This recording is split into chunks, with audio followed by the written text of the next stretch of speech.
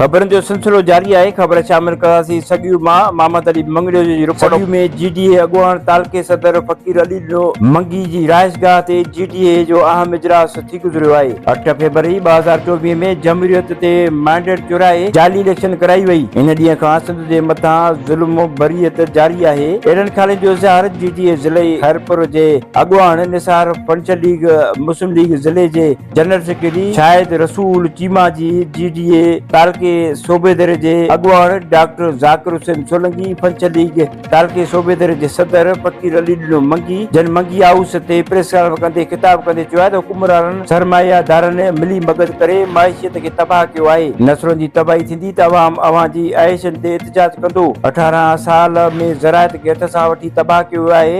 हुकुमरान ज़मीन ख़रीद करण में पूरा आहिनि। सिंध में अरब रुपयनि जी करप्शन थी आहे। मुल्क पाकिस्तान जी हिफ़ाज़त लाइ पाक फौज कोशान आहे। इन सां गॾु आहियूं। 8 फरवरी ते खैरपुर में पाकिस्तान मुस्लिम लीग पंचल लीग सिंध जे नायब सदर पीर सैयद मोहम्मद इस्माइल शाह राशिदी जी अॻुवाणीअ में प्रेस क्लब साम्हूं एहतजाजी मुज़ाहिरो कयो वेंदो। इन मौक़े ते यूसी जे चेयरमैन सेठ माशूक अली भट्टी रफ़ायतुल्लाह शेख खुर्शीद अहमद चन्ना मोहम्मद आसिम सातो अली रज़ा सातो सईद वकार हुसैन शाह तालकी ठरी मीरवा जे सदर अमीर तारक हुसैन डॉक्टर ज़ाकिर हुसैन सोलंकी डॉक्टर फलक शेर सातो ऐं ॿियनि अॻुवान वॾे अंग में शिरकत कई। अॻुवान चयो त 8 फरवरी ते ब्लैक डे ते एंटी स्टेट मैंडेट चोरी थियण ते एहतजाज कयो वेंदो, जंहिं में जीडीए जे ज़िले क़यादत पीर सैयद इस्माइल शाह जी मिलियल हिदायतुनि ते पुरअमन एहतजाज रिकॉर्ड करायो वेंदो।